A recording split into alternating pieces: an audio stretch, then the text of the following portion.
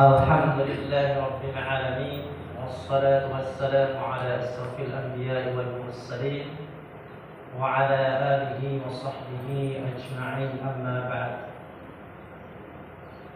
Hadirin kaum muslimin wa muslimat, sidang salat zuhur yang insyaallah dimuliakan Allah Subhanahu wa taala.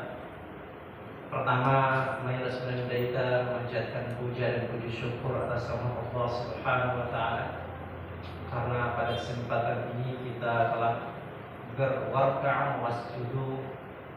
Mudah-mudahan la'allakum turhamun, di antara kita mendapatkan rahmat dari Allah Subhanahu wa taala. Salah satu ciri ajaran Islam itu ialah menyelaraskan antara kehidupan ad-dunya wal akhirah, juga antara kebutuhan jasmani dan rohani, juga hablum minallah wa hablum minannas. Jika ada di antara kita yang mendikotomikan antara dua sisi tadi, maka sesungguhnya tidak berpikir Islam. Khususnya poin hablum minallah wa hablum minannas, salah satu contoh ajaran yang menyelaraskan hubungan Allah, hubungan dengan Allah dan hubungan dengan sesama manusia ini telah dijelaskan Allah Subhanahu wa taala dalam Al-Qur'an surah Ali Imran ayat 112. Ghuribat 'alaihimud dhillatu aynama tuqifu illa bihablin minallah wa hablin minannas.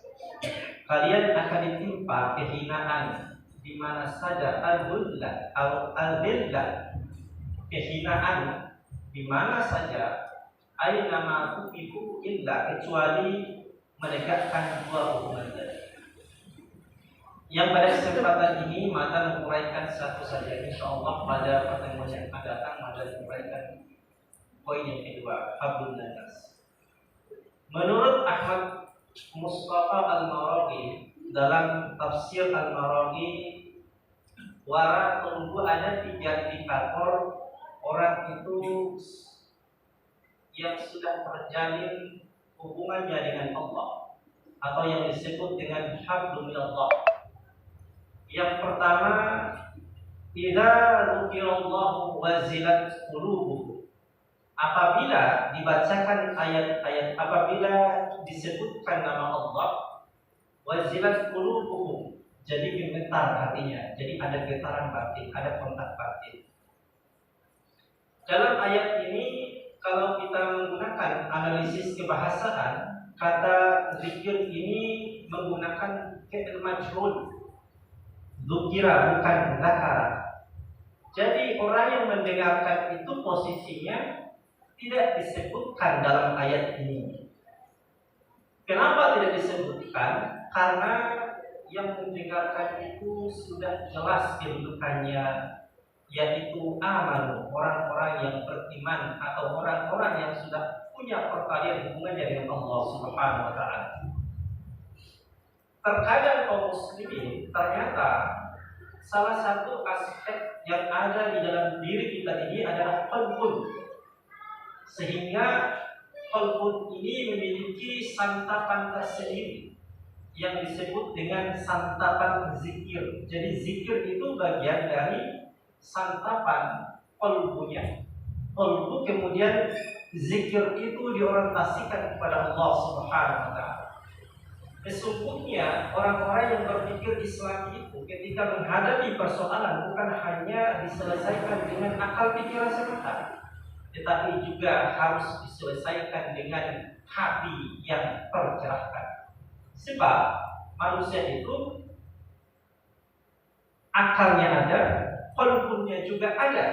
Jika mengabaikan satu sisi atau salah satu di antaranya ditonjolkan, maka sesungguhnya belum termasuk orang yang berpikir dari Islam atau yang belum terpaut hatinya dengan Allah Subhanahu wa taala.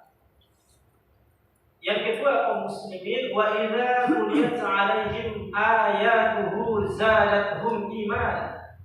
Apabila dibacakan ayat-ayat Allah, zadatuhum iman, bertambah keimanan. seseorang itu kepada Allah.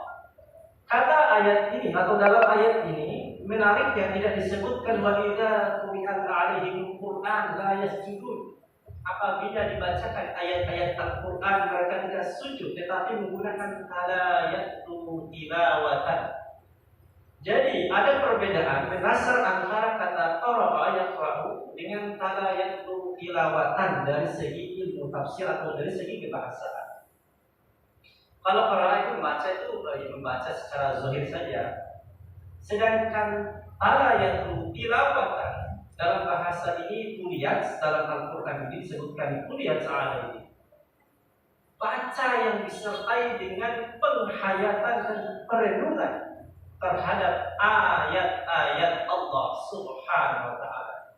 Sedangkan kata kuliat alaihi ayat ini juga banyak ragamnya.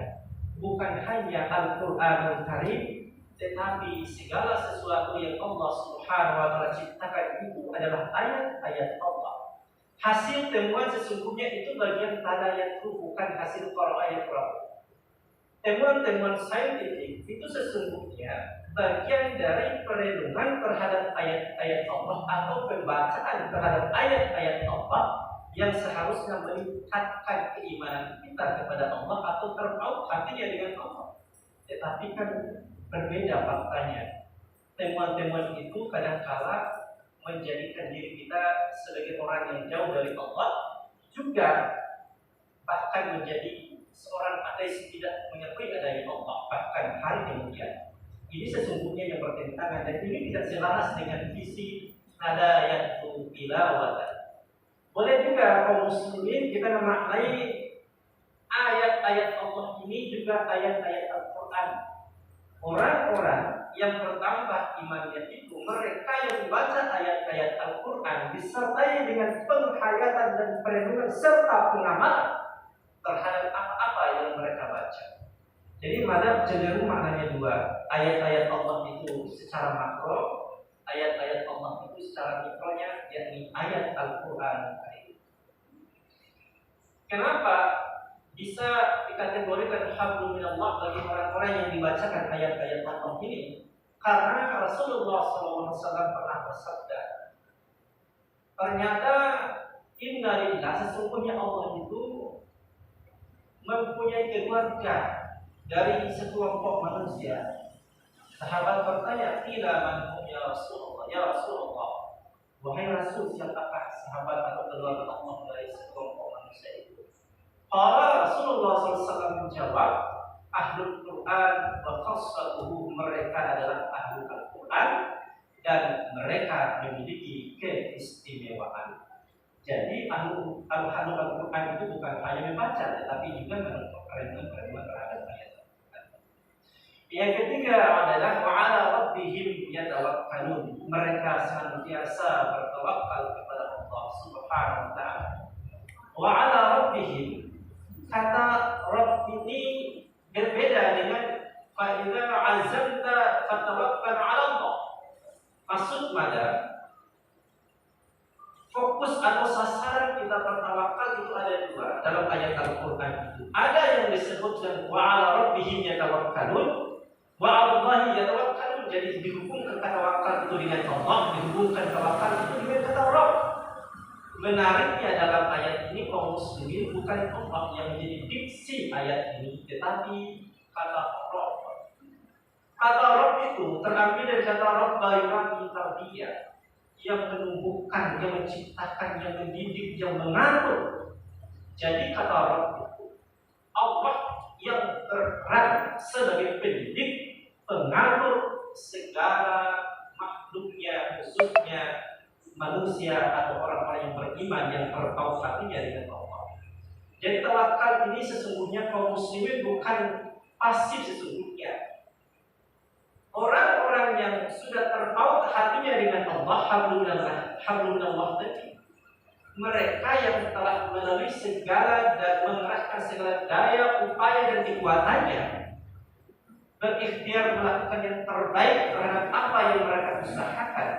Setelah semaksimal mungkin mereka berazam kepada Allah, baru wa'ala rabbihim yatawakkalun, baru segala urusan kepada Allah. Bukan tiba-tiba tawakal kepada Allah, tiba-tiba tawakal kepada Allah, takbir katanya. Padahal sesungguhnya tidak ada proses yang mendahului. Jadi begitu pun juga kita menyebutkan kata takbir.